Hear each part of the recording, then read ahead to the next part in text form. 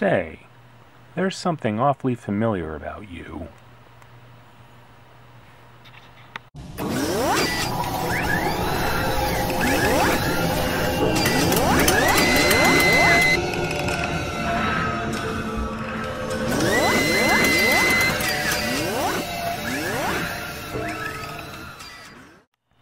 Hey everybody, thanks for tuning in to another Foosh video review.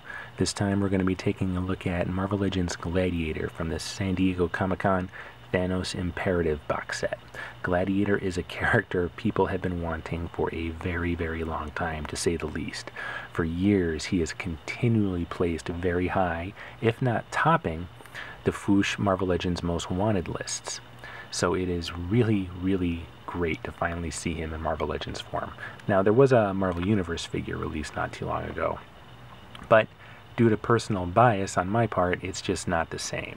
So it's, even though he was a hard-to-get San Diego exclusive, I, like many people, sat in front of my computer refreshing Hasbro Toy Shop for a full week before the box set finally went up, even though that was kind of a painful hoop to jump through.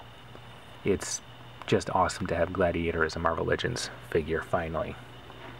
Now, he was built using the Hyperion body, which is something some people are having some issues with.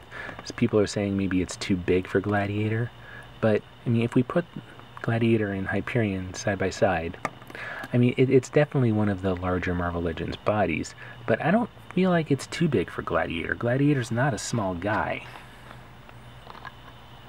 And I think the body looks good on him. I think it suits him. I wouldn't want something smaller, honestly. And even though it is mainly a repaint, I mean, there's a new head, new cape, and he's got different feet. There's not a lot here, and he's got different hands, too. I mean, it doesn't feel redundant. It doesn't feel like a straight-up repaint. There's enough here that's unique in comparison to Hyperion to make it not feel just like a simple repaint or feel redundant. Having them both side by side like this, it feels like two very unique figures, and that's awesome. So, and Gladiator as a character, I was introduced to Gladiator by way of the X-Men. Back in the late 70s, he first appeared in X-Men. I think it's number 107. I'm kind of blanking on the exact issue. But it was during the storyline when the X-Men first tangled with the Starjammers. So it was X-Men in space, basically. And I can't understate just how awesome the X-Men were in the late 70s and the early to mid 80s. That was, for me, that was the X-Men golden age. I mean, I guess it's because that's when I was introduced to them, so maybe there's a bias there, but Chris Claremont, in his day, writing the X-Men, it was just unbeatable. And Gladiator is a product of that era, so I have massive affection for the character. And that still is mainly where I know him from. So when it comes to where I'm going to put him in my collection, I mean, there's no doubt he's going to be going on my X-Men shelf. And it's kind of fun having him posed with this old Wolverine character, since I think the scale works here. Gladiator suitably dwarfs Wolverine. They look kind of cool together. But yeah, Gladiator to me is an X-Men villain. And that is where my affection for the character truly lies. Now, the character in general is kind of a tip of the hat to Superman. There is a lot of similarities between the two. I mean, the blue and the red, first of all, but just in terms of abilities, I mean, Gladiator basically has all of Superman's abilities. And Marvel has done this a few times. There's a few characters that Marvel's created that are basically homages to Superman. I mean, Hyperion's another one, and then, of course, Sentry is yet another one. But I think Gladiator is the most overt tip of the hat to Superman. We've got the red and the blue, the classic red and blue, and basically all of his abilities mirror Superman's pretty closely. His name, Gladiator, Superman was based on a character in a book called Gladiator, so that's another similarity. And Gladiator's real name is Kal-El, which is kind of the union of the name Kal-El and Clark Kent. So there's a lot in this character that draws from Superman.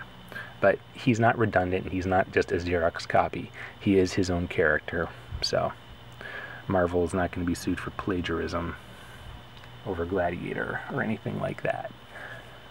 Now, in terms of articulation, if you have Hyperion or if you have the San Diego exclusive Luke Cage, you pretty much know what to expect from him.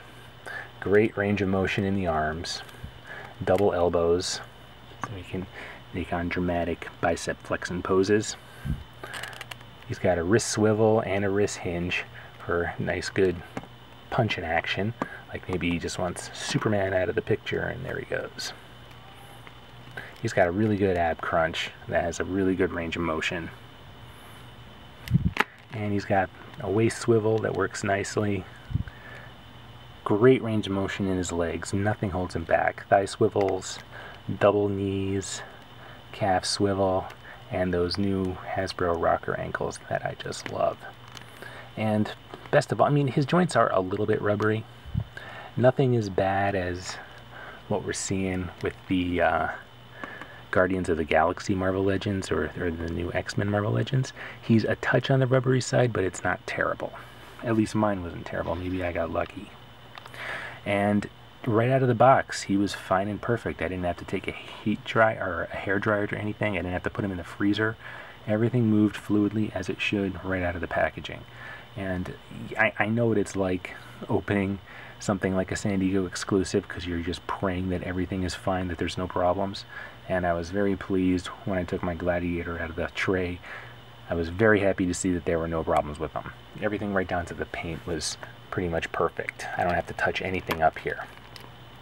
Now his cape is one more big piece of plastic, and the cape definitely reminds me of Captain Marvel's cape. Captain Marvel as in Shazam, the DC character. He's got these, whatever you call this thing here with the rope in front, the way the collar works, and it's red with the gold trim.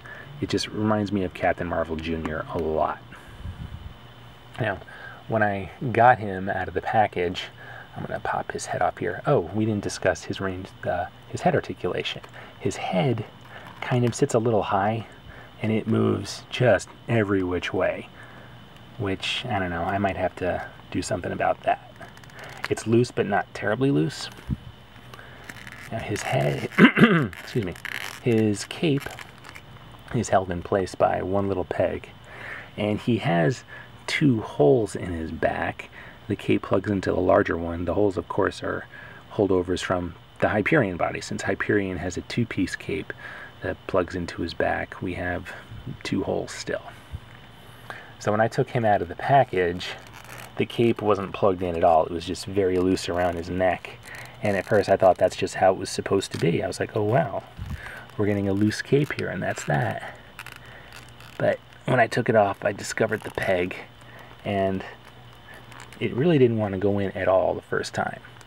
It really took some work on my part.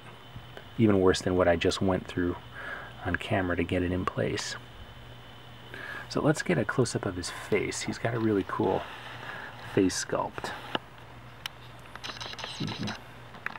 Yeah, he just looks really kind of angry, and the mohawk is just awesome.